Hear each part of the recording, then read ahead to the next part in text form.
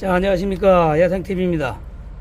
자, 오늘은 다른 꽃도 마찬가지지만 또 특히 제라늄이 구입할 때 꽃이 굉장히 잘 폈어요. 이렇게 잘 피다가 집에 와서 꽃이 지고 나서 어느 정도 지나고 나면 이렇게 꽃이 없습니다. 물론 이건 지금 이제 한 예를 보여드린 거예요. 좀 화단에 나와 있습니다. 조금 좀 소음이 있으니까 양해 부탁드립니다. 이렇게 이제 꽃이 잘 안 핍니다. 그럼 올 때는 잘 폈는데 왜 집에 와서 보면 꽃이 잘 안 피는지, 또 그게 어느 정도 기간이 3개월, 5개월, 6개월 지나고 나면 서서히 다시 제자리를 찾게 돼 있습니다. 그 이유는 뭐냐면 다 이거 전적으로 꼭 맞는 건 아닙니다. 어차피 제 경험이니까 질소질이 많을 때 그런 게 많이 나타나거든요.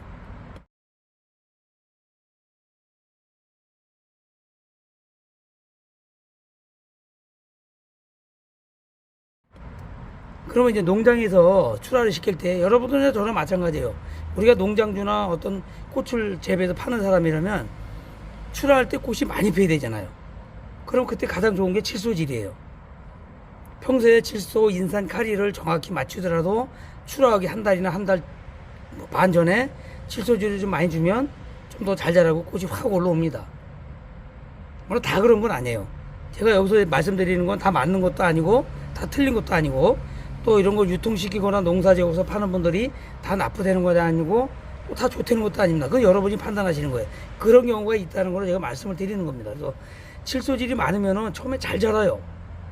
그래서 제가 여러분한테 늘 말씀드린 게 뭐냐면, 바나나 껍데기를 많이 바나나 집에서 이제 많이 만듭니다. 유튜브에도 많이 돌아다녀요. 또 뭐 커피 찌꺼기 같은 거, 그 다음에 약 찌꺼기 같은 거로도 많이 만듭니다. 근데 그게 좋은 게 뭐냐면 칠소질이만 해서 잘 자라요. 근데 칠소질은 성장을 하게 하는 거지 어떤 열매를 맺거나 튼튼하게 하는 거고 좀 별개가 된다는 얘기죠. 근데 그게 칠소질이 많으다 보면 모든 영양제나 어떤 거름이나 비료가 많으면 다 마찬가지겠지만, 특히 칠소질이 많으면 이 땅 흙이 산성화가 빨리 온다는 거죠. 산성화가. 우리가 보통 이제 뭐 농사용은 좀 다르겠지만 화초는 보통 pH 농도가 5.5, 5에서 5.5에서 6이나 이런 정도, 6.5 정도가 가장 좋다 그래요. 그렇게 맞춰서 또 분갈이 용토도 나옵니다. 근데 상토는 또 달라요. 이건 잘 알고 계셔야 돼요. 그래서 출하 시점이 되면은 이제 질소질을 많이 줘요. 뭐 꽃피라고 하는 것도 있고요. 그런 경우는 뭐 질소가 보통 한 14 아니면 17 정도 되고, 뭐 인산이 뭐 4, 5 정도, 가리도 뭐 6, 7 이렇게. 그 균형이 완전히 깨지죠.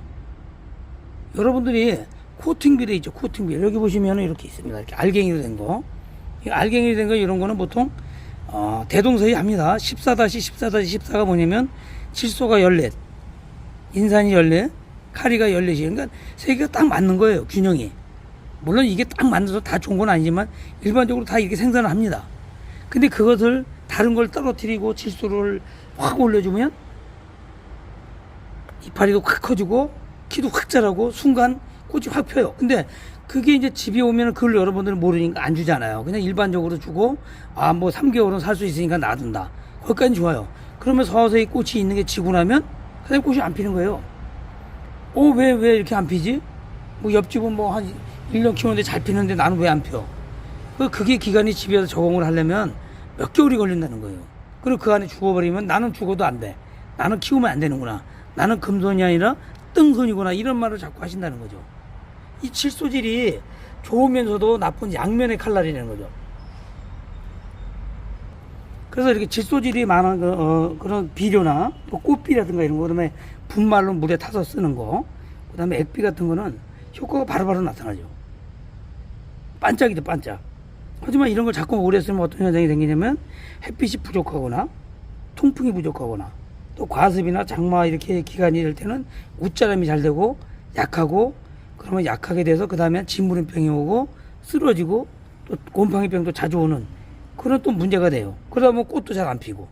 근데 그게 봄에 일찍 구해서 이제 뭐 여름쯤 돼서 적응이 되면 상관없는데 4월, 5월, 6월 달에 구입을 했다 그러면 바로 장마를 만나는 직격탄을 맞게 되는 거죠. 그러면 그때는 전문가도 어렵지만 초보자분들은 우왕좌왕하게도 바로 그냥 아웃 되는 거예요. 그냥 주저앉는 거예요. 그러고 나서는 난 제라늄 안 돼. 죽어도 안 돼. 이러는 거예요. 그럼 유튜버가, 어떤 유튜버가 뭐 이렇게 하세요 그러면 그 다음에 뭐라 그러면, 뭐 여러 번 잘못도 있지만은 다른 사람 잘못도 있겠죠. 하지만 그 양반이 이렇게 하라는데 이렇게 돼가지고 잘못됐다. 이 사람 엉터리다. 이렇게 그냥 귀결시켜버린다는 거죠. 그 유튜브가 다 잘못하는 것도 아닌데. 물론 여러분도 100% 잘못하는 것도 아니고. 근데 그런 과정을 통해서 온다는 거예요. 모든 농장이 다 그렇다는 건 아닙니다. 이거 분명히 밝히지만 오해의 소지가 있기 때문에 다 그렇다는 건 아닌 거를 분명히 밝힙니다. 근데 여러분들이 키우다 그렇게 그런 경우가 많고 몇 달 동안 꽃도 안 피고 정성으로 보살펴도 안 되면 그런 확률이 많이 높고 농후화되는 거죠. 이거 제 경험상 그렇다는 거예요.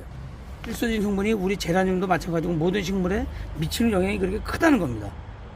이건 필요하게 없으면 안 되고 또 너무 많아도 문제가 되는 거. 그래서 알갱이 비료가 제가 이걸 극찬하는 건 아니지만 제라늄에는 가장 좋은 비료가 되지 않을까 생각합니다. 보통 3개월 뭐 6개월 이렇게 코팅이 좀 덜 된 거는 한 3개월 4개월 가고 굉장히 코팅이 빠지빠지 잘 된 거는 6개월까지 가는 그런 완효성 비료가 좋은 거고 양이 좀 약간 많아도 상관없어요. 이건 서서히 녹기 때문에 여러분들 그래서 제라늄은 가능하면 그런 거를 쓰시는 게 좋고 액필 쓰신다면은 하이 뭐 이런 거 있습니다. 제 영상을 올 초 3, 4월쯤에 제가 올려둔 3탄에 거친 그 비료에 대해 영양제에 대한 거를 찾아보시면 나올 겁니다. 제가 자막으로 올려드릴게요. 그래서 이 물을 자주 주지 않는 경우는 더 늦게 나는 경우도 많기 때문에 서서히 이런 거는 코팅 비료는 천천히 나타납니다. 그래서 예를 들어서 물을 좀 이렇게 베고니아나 이런 거는 물을 더 늦게 주잖아요. 그런 경우는 액비를 약간씩 타서 한 달에 한 번 정도 약하게 타서 같이 보충적으로 추가해서 비료를 좀 추비를 하는 것이 좋고요. 그 다음에 물을 좀 자주 주는 관염료 같은 거는 알갱이 비료가 좋습니다. 그래서 농장에서도 이렇게 여기 이제 알갱이 비료를 이렇게 주면은 여러분한테 주라고 그러고 저도 주시라고 하는 얘기를 하지만 중간에 생육이 안 좋거나 꽃이 제대로 안 오르면 액비를 타서 줘요. 물론 좋은 걸 좀 주죠. 그래서 이제 그 하이 뭐 이런 거 있어요. 그런 거는 꽃도 잘 피게 하고 열매도 잘 피게 하는 질소 성분이 좀 적죠. 그런 걸 추가적으로 주기 때문에 여러분들도 그런 걸 좀 주시고 플라스틱 앰필 같은 거는 그 나쁘다는 건 아닙니다. 그런 것도 만약에 이렇게 알갱이 비료를 썼을 때는 그런 걸 한 달에 정 잘하는 게 좀 약하다 그럴 때는 한두 번 정도 약하게 타서 추가적으로 주는 것도 좋은 방법이라고 생각을 합니다. 그래서 오늘은 질소질이 좋으면서도 아주 나쁜 그런 현상에 대한 간략한 영상을 말씀드렸습니다. 여러분들 이걸 들으시면서 절대 오해는 하지 마십시오. 이렇다는 것만 알고 계시면 되고 여러분들이 참고하시면 됩니다. 누구든지 이런 식물은 1 더하기 2지만 정답은 없습니다. 자기가 경험한 거 공부한 거로 얘기하는 것 뿐이지 100% 딱 맞는 건 없습니다. 이거는 학력고사도 아니고 예비고사도 아닙니다. 자, 오늘 여기까지 하겠습니다.